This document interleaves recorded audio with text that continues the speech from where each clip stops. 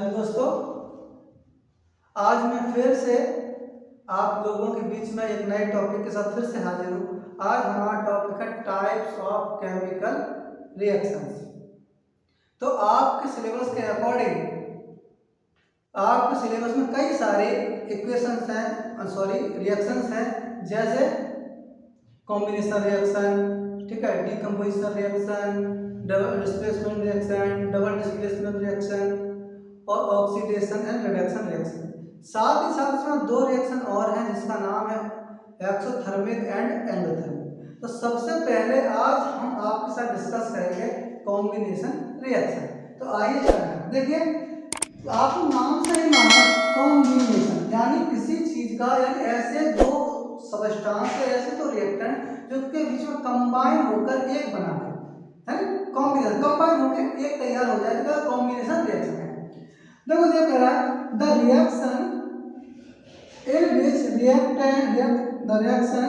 Which reaction two and more reactants combine to form a new substance. ठीक है, the reaction in विच, ठीक है, इसको जरा काट दीजिए, कोई जरूरत नहीं।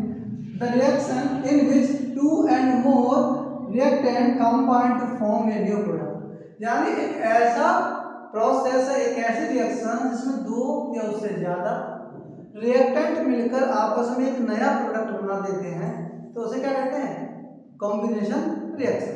जैसे मान लीजिए एक एग्जांपल देते हैं हम लोग, ठीक है, जैसे C+O2 यानी कार्बन जब ऑक्सीजन के साथ कंबाइन करेगा तो बना देगा CO2। तो देख क्या कह रहा है कि जब दो या दो से ज्यादा, टू एंड मोर रिएक्टेंट है कंबाइन होकर एक न्यू प्रोडक्ट बना देते हैं। एक न्यू प्रोडक्ट में यहाँ एक से ज्यादा भी बन सकते हैं, ऐसा नहीं एक ही बनेगा, लेकिन हमारे अभी एक ही बन रहा है। तो क्या रहा है, ये जो प्रोडक्ट बनना है तो इसकी प्रॉपर्टी और इस दोनों की प्रॉपर्टी डिफरेंट होनी। तो अगर एक न्यू प्रोडक्ट बनाते हैं, यानी आप सिंपल भाषा में समझिए, सिंपल लैंग्वेज समझिए कि जब दो रिएक्टेंट या दो रिएक्टेंट्स आपस में मिलकर एक नया रिएक्टेंट बना देते हैं, जुड़कर एक बना देते हैं, तो उसे हम सीधा कहते हैं कॉम्बिनेशन रिएक्शन। क्या कहेंगे उसको? Combination reaction. जैसे Mg+O2 एरो MgO, देखना मिलेगा। तो अगर ये बैलेंस नहीं है तो बैलेंस करने के लिए हम 2 ले लेंगे और यहाँ लगाते हैं 2MgO, बैलेंस हो जाएगी। तो इस तरीके का, लेकिन शर्त यह है कभी कभी केमिकल रिएक्शन में, कॉम्बिनेशन रिएक्शन में, कि कुछ रिएक्शंस में एनर्जी का क्या होता है, एनर्जी इवोलेट होते हैं, एनर्जी इमर्ज करते हैं, राइज करते हैं, निकलती है। ठीक है, तो जब जिन रिएक्शन में एनर्जी निकलती है कंबाइन होते हैं तो उन्हीं को नाम दे दिया जाता है एक्सोथर्मिक। जैसे एक एग्जांपल देते हैं, ठीक है, एक एग्जांपल हम आपको देते हैं, calcium oxide plus H2 arrow CaOH का होल ट्वाइस प्लस हीट। जब कैल्शियम ऑक्साइड वाटर के साथ रिएक्ट करता है तो कैल्शियम हाइड्रोक्साइड बना देता है, और जब ये रिएक्शन होती है तो एक लार्ज अमाउंट में बहुत ज्यादा हीट जनरेट होती है, हीट निकलती है, इमर्ज करती है। तो जो कह रहा है कुछ केमिकल रिएक्शन के टाइम, सब केमिकल रिएक्शन हीट रिलीज करती है, ठीक, और कुछ हीट को एब्जॉर्ब करती है। तो यहाँ हम बात कर रहे हैं जब केमिकल रिएक्शन होगी कंबाइन में, जब भी कोई भी कंबाइन रिएक्शन होगी मोस्टली उनमें हीट का क्या होगा, हीट का जनरेट करेंगे, हीट को रिलीज करेंगे। जैसे वो कर रहा है, तो जो रिएक्शन हीट को रिलीज करेंगे उसको नाम दे देंगे हम एक्सोथर्मिक। क्या नाम दे देंगे? Exothermic reaction. क्या नाम दे देंगे? एक्सोथर्मिक। तो आपको समझ आ गया, in which reaction the heat is release, ठीक है, तो क्या कहेंगे, in which reaction the heat is release, that reaction are called to exothermic reaction. ऐसे रिएक्शंस को हम क्या कहेंगे? एक्सोथर्मिक रिएक्शन कहेंगे।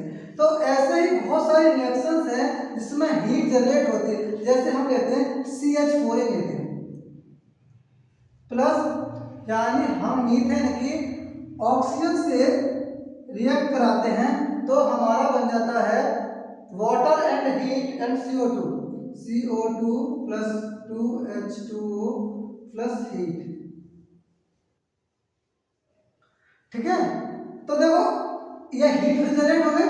तो इससे ये मालूम हो रहा है कि जब देखो ये कंबाइन हो गए, इनको कंबाइन करिए, इनके बीच में रिएक्शन कराई तो जब कंबाइन होकर CO2 बना रहा है तो कह रहा है कि इसके कभी कभी हीट भी नहीं करती। तो ऐसे रिएक्शन को हम क्या कहते हैं?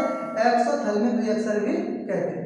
जैसे रेस्पिरेशन, एक काफी पॉपुलर रिएक्शन है, ठीक है, रेस्पिरेशन, जिसको हम C6H12O6 प्लस 6O2, तो 6CO2 plus 6H2O plus energy.